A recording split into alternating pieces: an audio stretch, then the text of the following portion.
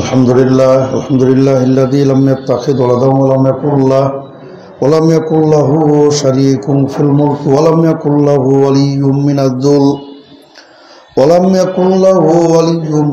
من الذل وكبره تكبيرا ثم أشهد أن لا إله إلا الله وحده لا شريك له وأشهد أن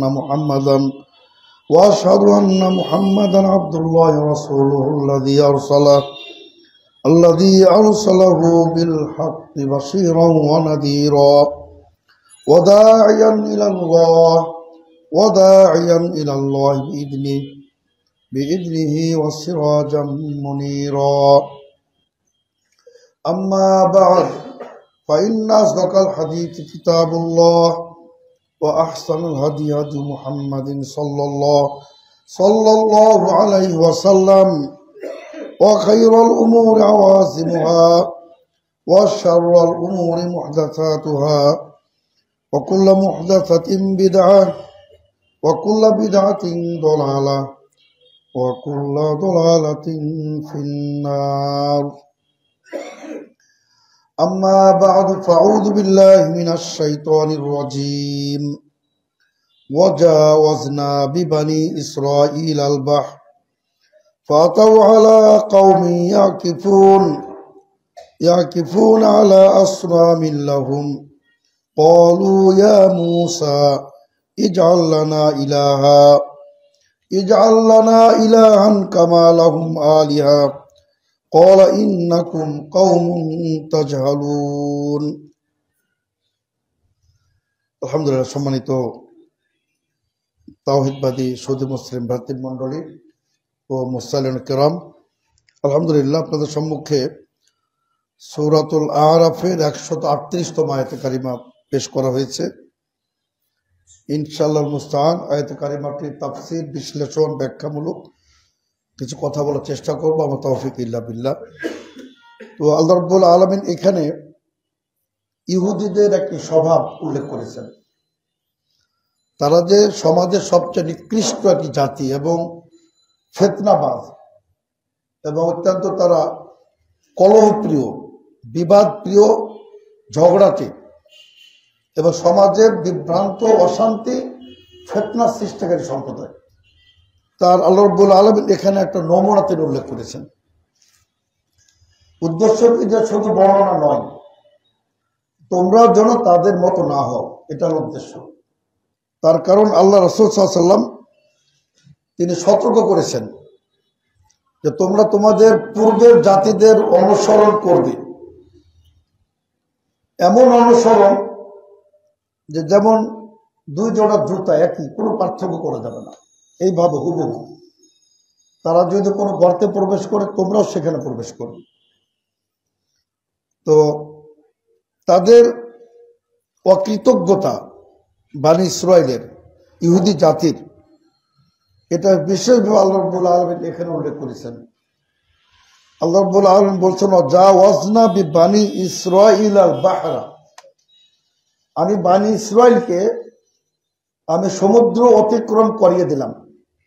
সে ঘটনা আমরা প্রত্যেকে জানি। কি বিস্ময়কর একটা মহান আল্লাহর অসীম ক্ষমতার একটা নিদর্শন যে উত্তাল সাগর, সেখানে আল্লাহ রাব্বুল আলামিন মুসাকে বললেন ফাদরিব বিআসাকাল বাহর, তোমার লাঠি দ্বারা তুমি সাগর বক্ষে প্রহার করো। ফানফালাকাল বাহর, সাগর বিদীর্ণ হয়ে গেল, দুই ভাগে বিভক্ত হয়ে গেল। এই যে এটা কত করুণ আল্লাহ তাআলার সীমাহীন ক্ষমতার একটা মানে প্রকাশ্য একটা নিদর্শন আল্লাহ তাআলা দেখালেন। এবং আল্লাহ রাব্বুল আলামিন বলছেন আমি মূসা ওয়া মান মাআহু আজমাইন, প্রত্যেককে আমি নিরাপদে উদ্ধার করে দিলাম। পক্ষান্তরে ফেরাউন তার সমস্ত সৈন্যবাহিনী সহ ওয়াগরাকনাল আখারিন, সবাইকে আমি ডুবিয়ে মারলাম আমি তাদের। তো এত কিছুর পরেও সুবহানাল্লাহ, যখন তারা নাজাত পেল এবং তারা চলতেছিল এই সাগর অতিক্রম করে, তাদের উচিত ছিল আল্লাহ তাআলা শুকরিয়া আদায় করা। কমপক্ষে 2 রাকাত সলাত শুকর বা 2 সাজদা এটা তো তাদের দেওয়া উচিত ছিল। অ্যাকচুয়ালি শুকর যেটা, এটা সলাত প্রমাণিত নয়, সেজদাটা প্রমাণিত। তবে ওয়াস্তাঈনু বিস-সাবরি ওয়াস-সালাহ আল্লাহ রাব্বুল আলামিন বলছেন যে তোমরা সলাতের মাধ্যমে আর ধৈর্যের মাধ্যমে আল্লাহ তাআলা সাহায্য প্রার্থনা করো। সেই হিসাবে 2 রাকাত সলাতুল ইস্তিআনা পড়া যেতে পারে।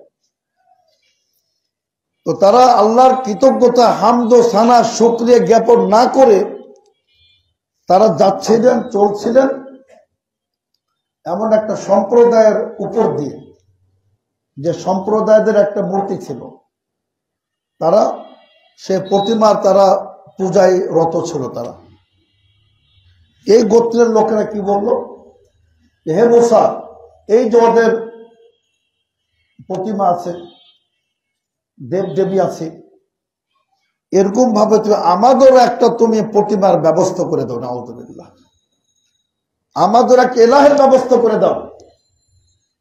মানে আল্লাহর জন্য যথেষ্ট নয়। নাউযুবিল্লাহ, তারা একটা ওদের মতো একটা প্রতিমা, ওদের মতো একটা ঠাকুর তারা চাচ্ছিল। তো এটা আল্লাহ তাআলা বলছেন, ওয়াজাওয়াজনা বিবানি ইসরাঈল আল-বাহরা, আমি বানি ইসরাইলকে সমুদ্র অতিক্রম করিয়ে দিলাম, পার করিয়ে দিলাম।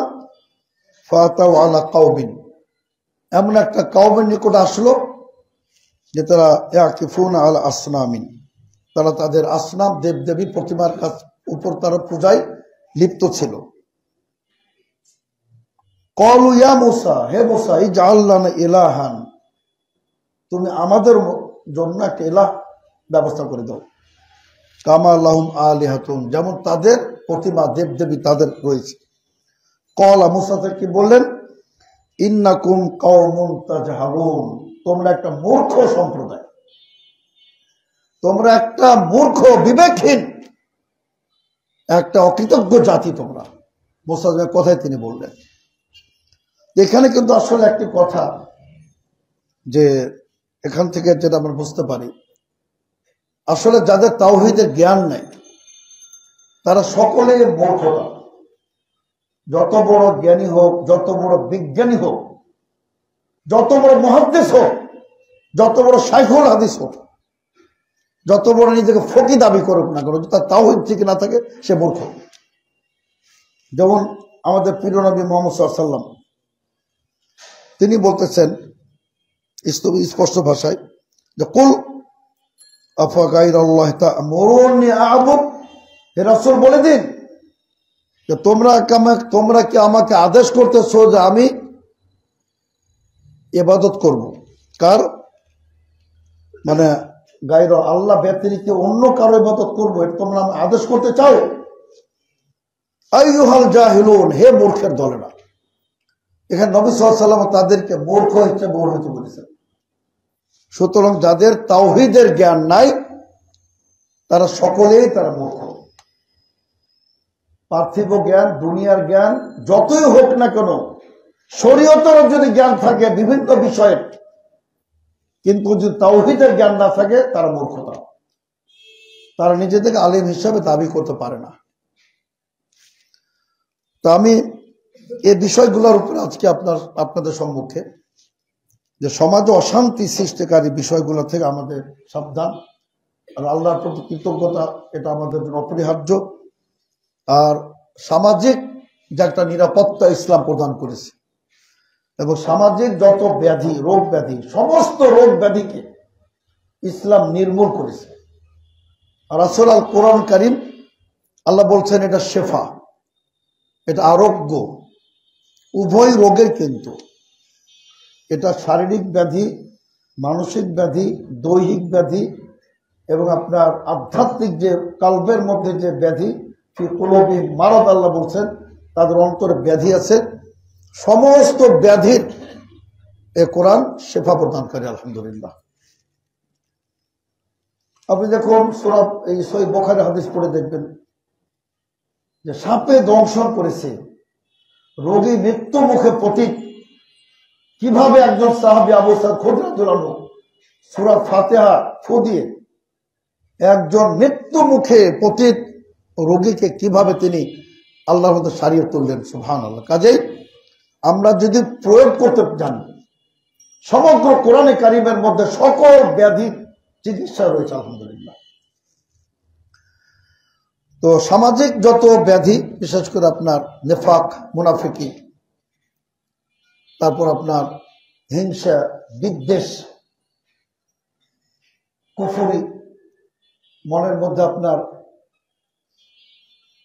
মানে অন্যের প্রতি তুচ্ছ তাচ্ছিল্যের মনোভাব, সব কিছু থেকে আপনি নাজাত পাবেন যদি আপনি ইসলামী অনুশাসন যদি আপনি মেনে চলেন, যেটা আল্লাহ রাব্বুল আলামিন ক্লিয়ার বলেছেন, আলিফ লাম রা কিতাবুন আনজালনাহু ইলাইকা লিতুখরিজান নাসা মিনাজ যুলুমাতি ইলান নূর।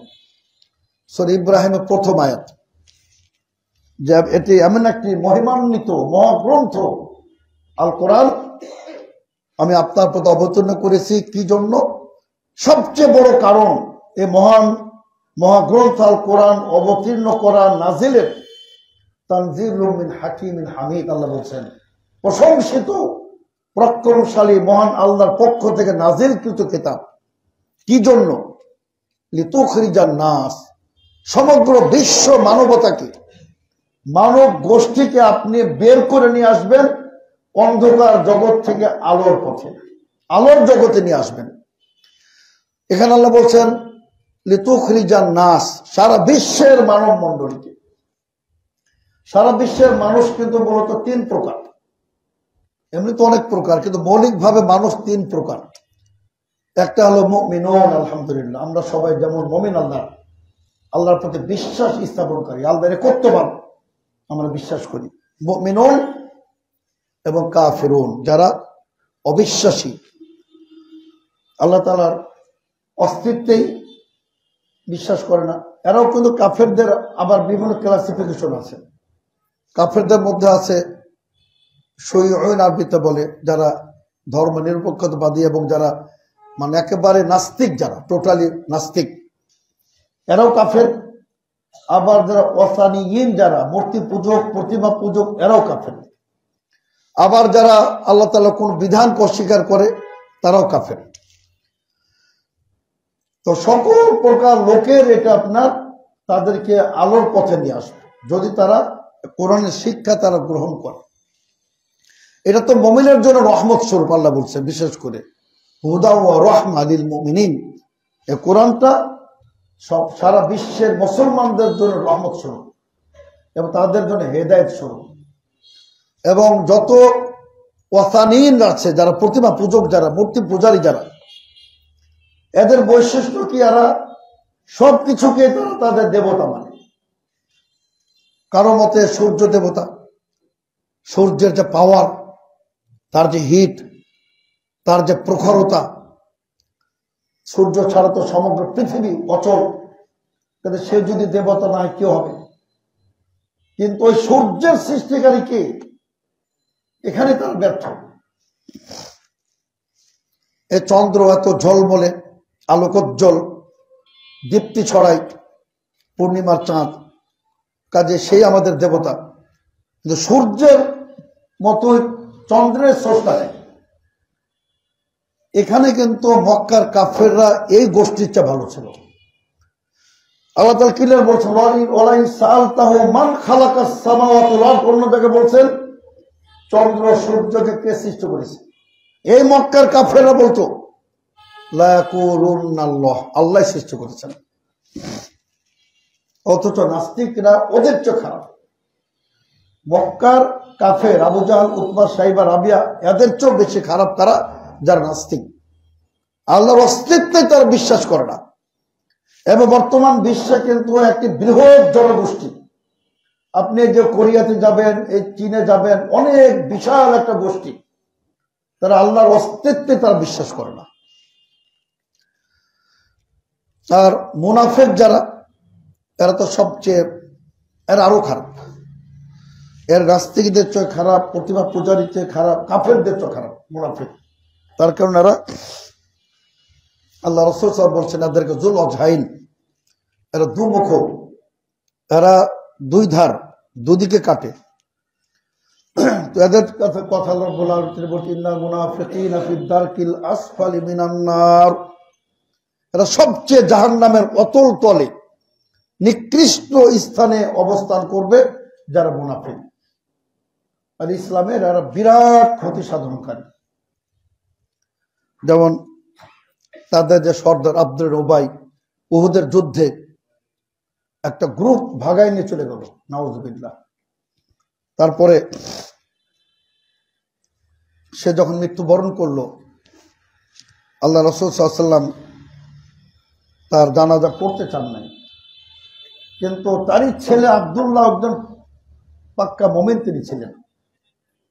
তো তার ইচ্ছা ছিল যে আমার আল্লাহ রাব্বুল আলামিন আমার আব্বাকে ক্ষমা করতে পারেন, রাসূল যদি তার সুপারিশ করেন, তার জানাজার সালাত আদায় করেন, এবং রাসূল যদি তার পবিত্র কামিজ জামাটা যদি আমার আব্বাকে পরিয়ে দেন।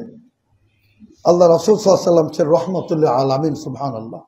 এই মুনাফিক এত বিশ্বনবীর তুচ্ছ তাচ্ছিল্য করেছিল, প্রিয় নবী রাহমাতুল আলামিন সব ভুলে গেছিলেন, সুবহানাল্লাহ।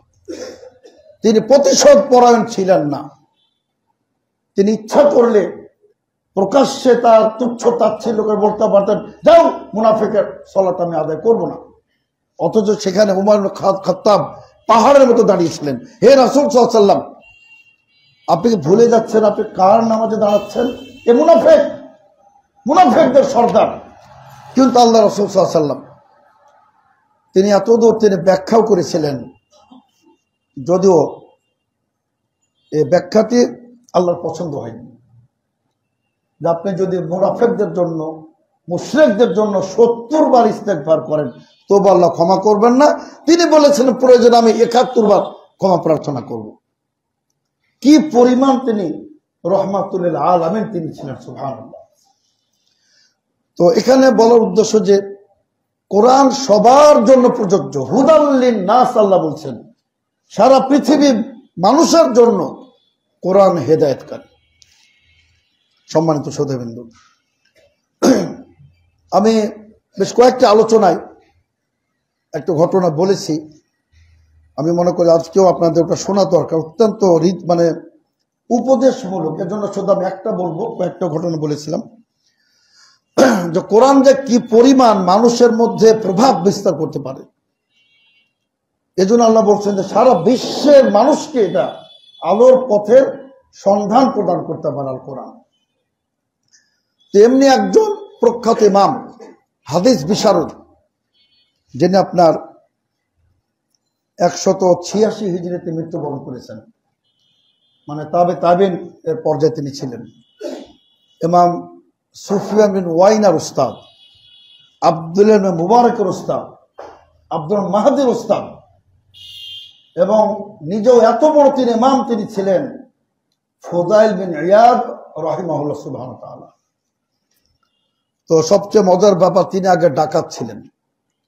ফুদাইল বিন ইয়াদ ডাকাত ছিলেন।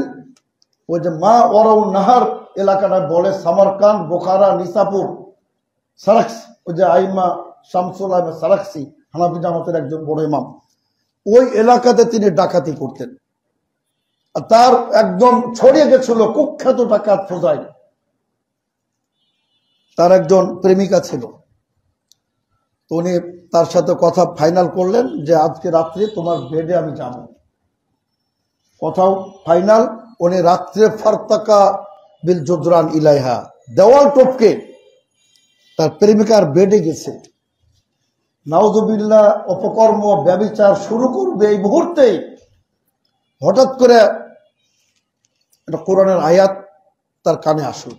কেউ বাইরে পাঠ করতেছেন, আল্লাহ লিল্লাযিনা আমানু আন তাখশা কুলুবুহুম লিযিকরিল্লাহ। আল্লাহ বলছেন এখনো কি সময় হয় নাই? আর কতকাল অন্ধকার জগতে, পাপের জগতে আর কতকাল তুমি থাকবে? এখন কি সময় হয় নাই? বয়স হয় নাই? যেটা আল্লাহ রাসূল বলছেন, কারো বয়স যদি 60 বছর হয়ে যায়, আল্লাহ রাব্বুল আলামিন এই ব্যক্তির কোনো ওজর গ্রহণ করবেন না। যে তোমাকে অনেক সুযোগ দিয়ে 60 বছর কম না, তোমাকে দিয়েছি 60 বছর। অন্য একটি ঘটনা আমরা পড়লাম, কোন একজন আল্লাহর বান্দা। হঠাৎ করে আপনি ভাবলেন আমার বয়স তো 60 বছর। উনি ক্যালকুলেশন দিয়ে ওটা পূরণ দিলেন, তো দেখলেন 21,500 দিন, 21,500 দিন। আমি 21,500 দিন আমি কিভাবে পার করলাম? উনি অজ্ঞান হয়ে পড়ে গেলেন। পরে মাথায় পানি ঢালা হলো, মুখে, তখন জ্ঞান ফিরলেন। তো এটাই যে আল্লাহ বলছেন যে এখনো কি তোমার সময় হয় নাই যে মুমিনদের হৃদয়ে মন আল্লাহর ভয়ে প্রকম্পিত হবে, বিগলিত হবে? এই সময় কি হয় নাই? তিনি দাঁড়িয়ে গেলেন, হ্যাঁ রব্বুল আলামিন কাদ আনাল ওয়াক্ত, সময় হয়ে গেছে। আমি ফোদায় আজকে তওবার ঘোষণা করছি, আমি জীবনও ব্যভিচার করব না, জীবনও আমি অন্যায় করব না, মদ পান করব না, চুরি ডাকাতি আমি আর করব না। রব্বুল আলামিন তুমি আমার তওবা কবুল করে নাও। সুবহানাল্লাহ। তুমি সেখান থেকে আপনার একটা গোয়াল ঘরে, শীত, প্রচন্ড শীতের মধ্যে আশ্রয় নিলেন। ওখানে আরো কিছু লোক তারাও আশ্রয় গ্রহণ করেছিল। তো তারা নিজেরা বলা বলি করতে চায়, চলো যায়, বাড়ি চলে যায়। তো তারা আবার বলছে, না যেও না, কুখ্যাত ডাকাত ফজাইল কিন্তু সব কেড়ে নিবে, খুনও করতে পারে। আর উনি সবকিছু শুনতেছিলেন। আল্লাহর কাছে আরো প্রার্থনা করে, রব্বুল আলামিন আমি এত জঘন্য যে আমাকে নিয়ে মানুষ আলোচনা করে যে ফজাইল রাস্তায় ডাকাতি করবে। তো তিনি দেখুন এই একটা আয়াত তার মধ্যে কিভাবে প্রভাব বিস্তার করলো, যে তিনি ইমাম ইবনুল মুবারক বলতেছেন, মা বাকিয়া আলা দহরিল আরদি আতকা মিন ফজাইল ইবনে ইয়াদ। ফজাইল বিন ইয়াদের চেয়ে পরহেজগার, আল্লাহওয়ালা, নেককার, মুত্তাকি লোক আজকে পৃথিবীতে আর দ্বিতীয়টি নাই। সুবহানাল্লাহ। আগে কি ছিলেন? ডাকাত তিনি ছিলেন। তো এটাই আল্লাহ তাআলা বলছেন কোরআনে, এমন একটি গ্রন্থ, এমন একটি কিতাব যে মানুষকে রাতারাতি সেকেন্ডের মধ্যে পরিবর্তন করে ফেলতে পারে। সেকেন্ডের মধ্যে। একজন বই লিখেছেন, একজন ইংরেজ, change your life in 7 days। 7 দিনে নিজেকে পাল্টে ফেলো। 7 দিন লাগে না। কোরআন যদি কারো হৃদয়ে প্রবেশ করে, তবে হৃদয়ের গহীনে প্রবেশ করতে হবে। ওয়ালাম্মা ইয়াদখুলুল ঈমানু ফি কুলুবিকুম, আল্লাহ বলছেন। কিছু লোক বেদুইন তার দাবি করে চলে যে আমরা ইমানদার। আল্লাহ বলছে, না, তোমরা এখনো ইমানদার হতে পারো নাই, বরং তোমরা মুসলিম হয়েছো, মুসলমান হয়েছো, এখনো মুমিন হতে পারো নাই। তার কারণ ঈমান তোমাদের হৃদয়ের গহীনে এখনো প্রবেশ করে নাই।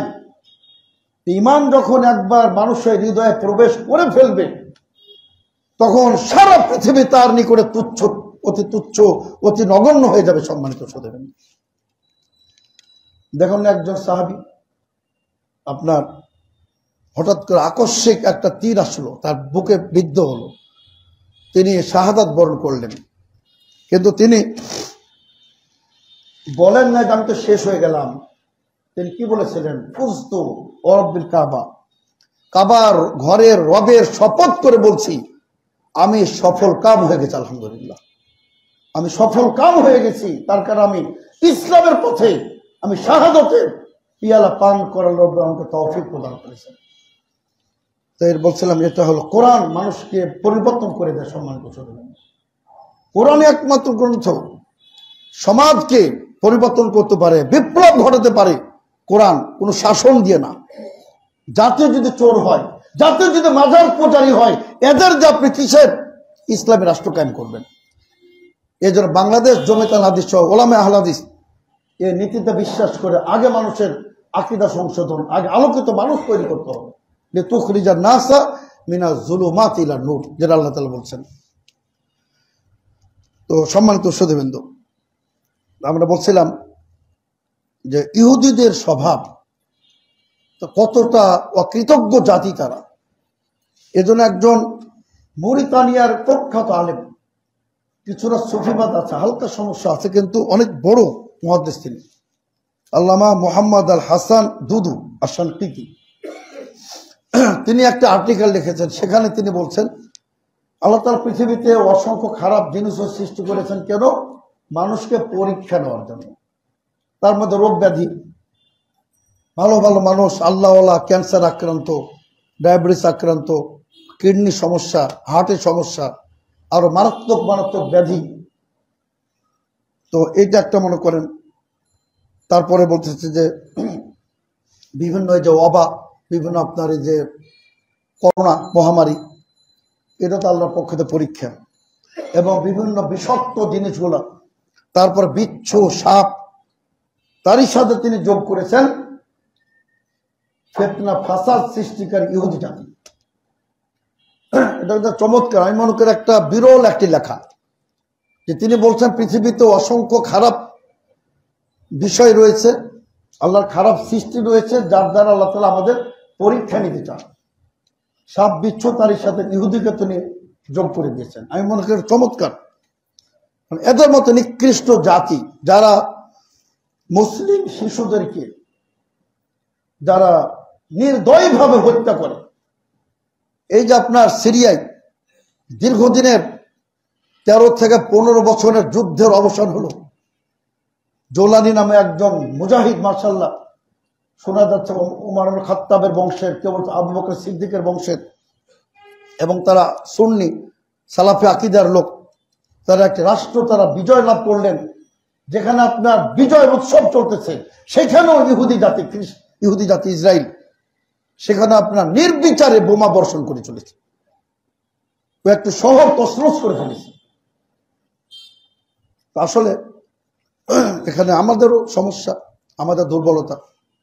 আজকে আমরা যদি ঐক্যবদ্ধ জাতি হতাম, ইন্না হাযিহি উম্মাতুকুম উম্মাতুন ওয়াহিদা, আল্লাহ বলছেন ওয়া আনা রাব্বুকুম ফা'বুদুন। আমরা যদি একক জাতি হতাম, ঐক্যবদ্ধ জাতি হতাম, তাহলে আপনার সাহস করত। আমাদের মধ্যে মুনাফিকের অভাব নেই। সবচেয়ে বড় মুনাফিক বর্তমান বিশ্বে ইরান, শিয়া রাফেজি, এদিকে কাদিয়ানি, এদের চেয়ে বড় মুনাফিক আল্লাহর জমিন আর হতে পারে না। এরা আপনার ওখানে যখন বিজয়ের দ্বার প্রান্তে মুসলিমরা, তখন এরা এই ইসরায়েলের সাথে যে যুদ্ধ চলছিল, এখানে যুদ্ধ বন্ধ করে তার ওইখানে সৈন্য পার করে দিল, যে এটা যেন সুন্নি রাষ্ট্র কায়েম না হতে পারে। তো এরা সবচেয়ে বড় মুনাফিক। আর ইসলামের সবচেয়ে তার বড় ক্ষতিকারক তাসাউফ, সুফি গোষ্ঠী, যার মাজার পূজারী, যারা ইসলামের সৌন্দর্য নষ্টকারী, যারা এরাও তাদের পরে। তবে এরা মুনাফিক না, এরা মুনাফিক না, পার্থক্য আছে। এদের মধ্যে বিশ্বনবীর মহব্বতের মাত্রা মানে সীমাহীন, এবং সেটা মূর্খতার ভিত্তিতে, এইটাই পার্থক্যটা। এরা মূর্খতার ভিত্তিতে, এদের মনে কোনো জ্ঞান নেই, এরা আর জাহেল। তেজনী সম্মানিত সুধীবৃন্দ, আমি বলছিলাম যে আল্লাহ রাব্বুল আলামিন মানে সকল প্রকার মানুষকে হেদায়েত করতে পারেন, হেদায়েত করতে পারে আল কোরআন। আর বিশেষ করে আমাদের বলছিলাম যে সমাজে শান্তি প্রতিষ্ঠায় কোরআনের কোনো বিকল্প না। কোরআন আমাদের মধ্যে যে ভ্রাতৃত্ববোধ, ইন্নামাল মুমিনুনা ইখওয়া, এই যে একটা স্লোগান, ইন্নামাল মুমিনুনা ইখওয়া, সারা বিশ্বের মুসলিম ভাই ভাই, যে কোনো বিশ্বের হোক, যে কোনো দেশের হোক, যে কোনো বর্ণের হোক, যে কোনো ভাষার হোক, ভাষা তুচ্ছ, ভৌগোলিক সীমারেখা তুচ্ছ, সে যদি আমার মুসলিম ভাই হয়, সে আমার আপন। এই যে একটা ইসলাম আপনার একটা নীতিমালা বেঁধে দিয়েছে, সম্মানিত সুধীবৃন্দ। আর এই জন্য কিন্তু আল্লাহ রাব্বুল আলামিন সমাজ অশান্তি সৃষ্টিকারী সকল বিষয়কে আল্লাহ রাব্বুল আলামিন নিষিদ্ধ ঘোষণা করে দিয়েছেন। যেমন সমাজে একটা অশান্তি সৃষ্টি করে গীবাত, পরনিন্দা, পরচর্চা। গীবাত বলা হয় অন্য কারো কথা মানুষের মধ্যে নকল করা, আলা জিহাতিল ইফসাদ, ফাসাদ সৃষ্টির লক্ষ্যে, ওই ব্যক্তিকে তুচ্ছ তাচ্ছিল্য করার লক্ষ্যে। আবার যদি উদ্দেশ্য ভালো হয়, সেটা কিন্তু গীবাত হবে না, সম্মানিত সুধীবৃন্দ। আমি আসবো আপনাদের সম্মুখে যে কোন কোন ক্ষেত্রে গীবাত জায়েজ আছে আর কোন কোন ক্ষেত্রে গীবাত নিষিদ্ধ। তো আর আসলে গীবাত যেটা, এটা অত্যন্ত কঠিন একটা কাবিরা গুনাহ। আমরা যেটা অহরহ করি, আমরা মনে করি যে কোনো গুরুত্ব দেই না। আর আমাদের আসলে অবস্থা এমন হয়ে গেছে যে আমরা মানুষের নিন্দা শুনতে পছন্দ করি। আমাদের একটা আকৃষ্ট আলাদা আছে যখন কারো নিন্দা জ্ঞাপন করা হয় তখন আমরা ওখানে যোগ দিই। একটা লোক আমরা বলি না যেটা আল্লাহ রাব্বুল আলামিন বলেছিলেন সূরা নূরে, যে কেন মুমিনরা বলে নাই যে আয়েশা সিদ্দিকার মতো সতী সাধী পবিত্র নারী, তার পক্ষে পরপুরুষের সাথে নাউযুবিল্লাহ সম্পর্ক স্থাপন অসম্ভব, কেন মুমিনরা এমনটা বললো না? আল্লাহ তাআলা কোরআনে বলছেন সূরা নূরে। তো এমন মুসলমান খুব কঠিন, এটা হওয়া উচিত। যখনই দেখবেন যে একটা সমাজ, একটা কিছু লোক বসেছে কারো বদনাম, কেউ কেন বলে না যে ভাই মেহরবানি করে চুপ থাকেন, আমি শুনতে রাজি নই, এমন একটি বক্তব্য আমরা কেউ দিতে পারি না। কিন্তু আমাদের ইমানের দুর্বলতা। বিশ্বনবী বলেন সহিহ বুখারী মুসলিমের হাদিস, লা ইয়াদখুলুল জান্নাতা নাম্মামুন, চুগলখোর জান্নাতে প্রবেশ করবে না। হাদিসটা কিন্তু সহিহ বুখারী মুসলিম, তার মানে এটা একদম মানে বিশুদ্ধতার সর্বোচ্চ চূড়াই। এখানে আমার একটা ব্যাখ্যা আছে, এই ব্যাখ্যা না দেওয়ার কারণে কিন্তু আমাদের দেশেও শীর্ষ পর্যায়ের কিছু আলেমদের ব্যাপারে সৌদি আরবও সমালোচনা হয়, যে উনি তো খারিজা আকীদা বিশ্বাস করেন, আমি নাম বলবো না। কিন্তু আমরা আল্লাহর রহমতে বাংলাদেশ জমিয়ত বাংলাদেশ, আমরা ওই সমস্ত আলেমের পক্ষের বক্তব্য দিয়ে সাফাই গাই। আমরা ওখানে যোগ দিতে পারি যে হ্যাঁ উনি ধরনের বক্তব্য দেন। আসলে এখানে ব্যাখ্যা দিতে হবে আপনাকে। একটা হাদিসের উপরে আপনি টোটাল হুকুম লাগাতে পারেন না, এটা ঠিক। সহিহ বুখারীর হাদিস, সহিহ মুসলিমের হাদিস, যে চুগলখোররা জান্নাতে প্রবেশ করবে না। কিন্তু অন্য হাদিসে কি আসছে, মান ক্বালা লা ইলাহা ইল্লাল্লাহ দাখালাল জান্নাহ, যে ব্যক্তি লা ইলাহা ইল্লাল্লাহ বলবে সে জান্নাতে যাবেই। এটাও সব সহিহ বুখারীর হাদিস। তো দুটোর মধ্যে আপনি মিল কেমনে দিবেন? মিল এটাই যে এককালে আপনি জান্নাত যাবেন, যেহেতু কালেমা বিশ্বাসী, তাওহীদে বিশ্বাসী, ইমানদার, এককালে সে জান্নাতে যাবেই। আর এই হাদিসের অর্থ যে তাকে জাহান্নামে যেতে হবে চুগলখোর, পরবর্তী মুক্তি পেয়ে জান্নাত যাবে। কিন্তু আবার এটাও হতে পারে ইন্নাল্লাহা ইয়াগফিরুয যুনুবা জামিআ, আল্লাহ বলছেন আল্লাহ রাব্বুল আলামিন সকল পাপ তিনি ক্ষমা করতে পারেন। আমাদের দেশে এটাও কিন্তু একটা ভুল শিক্ষা, আল্লাহ রাব্বুল আলামিন হক্কুল ইবাদ তিনি ক্ষমা করতে পারেন না, এটা কিন্তু মারাত্মক কুফরি কথা। আল্লাহ ক্ষমা করতে পারেন না এটা বলা ঠিক না, হ্যাঁ আল্লাহ ক্ষমা করবেন না, কিন্তু আল্লাহ রাব্বুল আলামিন ক্ষমা করতে পারেন, করবেন যদি ওই ব্যক্তির বা আমি আপনার কিছু নেকি এত অধিক মাত্রায় হয় যেটা আল্লাহ রাব্বুল আলামিন সন্তুষ্ট হয়ে কিছু ক্ষমা তিনি করে দেবেন ইনশাআল্লাহ, এটা হতে পারে। এর জন্য আমাদের একটা ব্যাখ্যার প্রয়োজন, যে হয়তো দখল আউয়ালি হবে না, প্রাথমিক একদম ফার্স্টে প্রবেশ করবে না, অথবা আল্লাহ রাব্বুল আলামিন চাইলে তাকে প্রবেশ করাতে পারেন, কিন্তু তার স্থানটা ছিল জাহান্নাম। আল্লাহ তাআলা বিশেষ কারণে তাকে জাহান্নাম থেকে জান্নাতে দিয়ে দিতে পারেন। এর জন্য আপনার আমাদের এ ধরনের চুগলখোর সমাজে সিআইডিগিরি, আপনি সূরা হুজুরাত পড়ে দেখবেন, এর যে সামাজিক একটা মানে ভ্রাতৃত্ব বোধ, সামাজিক সম্প্রীতি, সামাজিক আপনার একটা সুসম্পর্কর কোন নজির পৃথিবীতে হতে পারে না। এত সুন্দর একটা সূরাতুল হুজুরাত পড়ে দেখবেন, আল্লাহ তো ক্লিয়ার বলেছেন ওখানে, সারা বিশ্বের মুসলিম ভাই ভাই খবরদার তোমরা গীবাত করবে না, পরনিন্দা করবে না, পরচর্চা করবে না, মানুষের পিছে লাগবে না, তোমরা তাজাসসুস করবে না, মানুষের মানে দোষ ত্রুটির অন্বেষণের পিছনে লাগবে না। কারো দায়িত্ব এটাই যে খালি মানুষের দোষ খোঁজা। আল্লাহ তাআলা ক্লিয়ার বলেছেন, ফালা তুতিকুল হাল্লাফিল মাহিন হাম্মাজিম মাশাইব নামিম, খবরদার যার অধিক মাত্রায় শপথকারী, লাঞ্ছিত, ঘৃণিত, তাদেরকে আপনি অনুসরণ করবেন না। এখানে আবার একটি বিষয় জানতে হবে, আমাদের প্রিয় নবী মুহাম্মদ সাল্লাল্লাহু আলাইহি ওয়াসাল্লাম তিনিও আল্লাহর নামে অনেক কসম করতেন, তবে জীবনেও তিনি মিথ্যা কসম করেন নাই। সুতরাং আপনি কসম করতে পারেন, আল্লাহর কসম, ওই সপ্তাহ শপথ যার হাতে আমার জীবন। আল্লাহ রাসূল ভাবে অনেক তিনি শপথ করেছেন, কিন্তু কেউ যদি মিথ্যা কসম করে, বিশেষ করে আল্লাহ রাসূল বলেছেন যারা ওই যে বেচা কিনাই মিথ্যা কসম দিয়ে বিক্রি করে, রব্বুল আলামিন কিয়ামত দিবসে তাদের দিকে তাকাবেন না, তাদেরকে তিনি পবিত্রতা পরিশুদ্ধ করবেন না, তাদের জন্য যন্ত্রণাদায়ক শাস্তি রয়েছে।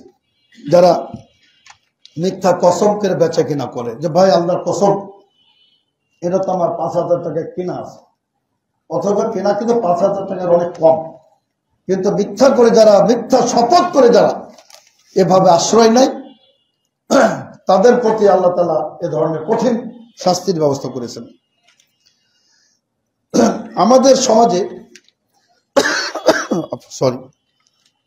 আমাদের সমাজে একটা অত্যন্ত দুর্বল হাদিস প্রচলিত রয়েছে গীবাতের ব্যাপারে। আপনি বলেন যে আপনি গীবাত সম্পর্কে একটু কথা বলুন, কিন্তু ফার্স্টে বলবে কাল গীবাতও আসাধ্য মিনাজ জেনা, গীবাত হলো জেনার চেয়েও মারাত্মক অপরাধ। এই হাদিসটা দুর্বল, মারাত্মক দুর্বল। এখানে আপনার আব্বাদ বিন কাসির নামে একজন রাবি আছেন, অনেক ইমাম তাকে বলছেন হাযযারুহু, সতর্ক করেছে, খবরদার ওর হাদিস নেওয়া যাবে না। তা আব্বাদ বিন কাসির নামে একজন বর্ণনাকারী, তাকে কোন আলেমই তাকে গ্রহণযোগ্য বলেন না, সুতরাং হাদিসটা গ্রহণযোগ্য না, এর জন্য আমরা এটা বলি না। আমরা সতর্কতা স্বরূপ জানিয়ে দিচ্ছি গীবাত আসাদ্দু মিনাজ জেনা, যে জেনা ব্যভিচারের চেয়ে মারাত্মক অপরাধ হলো গীবাত করা। এই হাদিসটি গ্রহণযোগ্য না। একটি হাদিস আপনাদের সামনে বলতে চাই। আল্লাহ রাসূল সাল্লাল্লাহু আলাইহি ওয়াসাল্লাম বলেন, আলা উখবিরুকুম, হে আমার প্রিয় উম্মত, আমি কি তোমাদের সংবাদ দিব না, যে আফযালা মিন দারাজাতি সিয়াম, সিয়ামের চেয়েও যার মর্যাদা অনেক বেশি, সুবহানাল্লাহ, এবং ও সালাত, নফল সালাতের চেয়ে মর্যাদা অনেক বেশি, ও সাদকা, নফল দানশীলতার চেয়ে নেকি অনেক বেশি। তারা বললেন বালা ইয়া রাসূলুল্লাহ, হে রাসূল অবশ্যই আপনি আমাকে জানাবেন। আল্লাহ রাসূল কি বললেন, ইসলাহু যাতিল বাইনি, পারস্পরিক সংশোধন করে দাও। এটা আপনার নফল সিয়াম, নফল সালাত আর নফল যাকাতের চেয়ে অনেক বেশি মর্যাদা, অনেক বেশি নেকি, যদি আপনি দুটো সম্প্রদায়ের মধ্যে, দুজন ব্যক্তির মধ্যে, দুটো পরিবারের মধ্যে, স্বামী স্ত্রীর মধ্যে আপনি যদি সংশোধন করে দেন। অনেকে আছে আরো লাগায়, ওখানে পেট্রোলে ঘি দেয়, স্বামী স্ত্রীর মধ্যে অশান্তি সৃষ্টি করে। আমাদের সমাজে ননদ আর ভাবি, এই যে শাশুড়ি আর আপনার বৌমা, আর বিশেষ করে আমাদের দেশে তো সৎ ছেলে মেয়ে হলে তো মনে করে যেটা শত্রু, আরবের শত্রু মনেই করে না, মনে করে যে কিভাবে তাকে শেষ করব, হত্যা করব, এখানে সফলতা, যেটা আমার সৎ ছেলে, সৎ ভাই। এই যে একটা ট্রেডিশন বাংলাদেশের, এটা কুফরি জাহিলিয়াত। এটা সৎ ভাই আর তোমার বাপের তো ছেলে, এটা তো অন্যদের চেয়ে অর্ধেক এগিয়ে গেল। এখানে মহব্বতটা বেশি হবে, একই রক্তের, একই ব্লাডের, কমপক্ষে মায়ের সন্তান, পিতা দুই হোক। এখানে কেন শত্রুতা প্রথম থেকে লালন করে, মনে যে একটা কাল লাগিনি সাপ। এই কালচার থেকে আমাদের বেরিয়ে আসতে হবে, আমাদের সমাজে ছড়িয়ে দিতে হবে যে খবরদার, এই হিংসা যারা রাখবে এরা জান্নাত প্রবেশ করতে পারবে না, একদম ক্লিয়ার কথা। আর এই হিংসা আল্লাহ রাব্বুল আলামিন প্রথম জান্নাতে সকল জান্নাতীদের ভিতর থেকে হিংসার যে একটা পয়জন, সেটা তিনি বের করে দেবেন আল্লাহ রাব্বুল আলামিন। বের করার পরে সব পৃথিবীতে অশান্তি, পৃথিবীতে হিংসা বিদ্বেষ ছিল, যদি তাদের আমলে জান্নাত পেয়ে যায়, তখন তারা কিন্তু মুখামুখি বসবে সোফা সেটের মধ্যে। তো সম্মানিত সুধীবৃন্দ, আমি বলছিলাম যে সমাজে অশান্তি সৃষ্টিকারী সামাজিক ব্যাধি আল্লাহ রাব্বুল আলামিন সব নিষিদ্ধ করেছে। ইন্নামাল খামরু ওয়াল মাইসির, তারপর আল আনসাব ওয়াল আজলাম রিজসুম মিন আমালিশ শাইতান ফাজতানিবুহু লাআল্লাকুম তুফলিহুন। আল্লাহ বলছেন যে মদ, এই মদকে কেন্দ্র করে অর্ধেক কিন্তু অশান্তি সমাজে। এই মদ 31 বলেন, আর পহেলা বৈশাখ বলেন, আর বিশ্ব ভালোবাসা দিবসের নামে আমাদের তরুণরা যেভাবে বখাটে হয়ে যাচ্ছে, তারা তাদের নৈতিকতা, চরিত্র, আখলাককে যেভাবে তারা জলাঞ্জলি দিয়ে আপনার সে পশ্চিমা সংস্কৃতির আপনার ধারক ও বাহক হয়ে যাচ্ছে তারা। এটা তো অধপতনে চলে গেছিল আমাদের যুব সমাজ।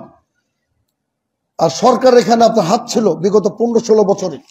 সরকারের সহায়তা আমাদের ছেলেরা, ইউনিভার্সিটির ছেলেরা, মুসলিম তরুণ তরুণীরা হোলি উদযাপন করতো। নাউজুবিল্লাহ, লজ্জা লাগে, হোলি উদযাপন করতো এই মুসলমানের ছেলেরা। বোরকা পরিহিত মেয়েরা হোলি খেলতো। কোথায় গেছিলাম আমরা?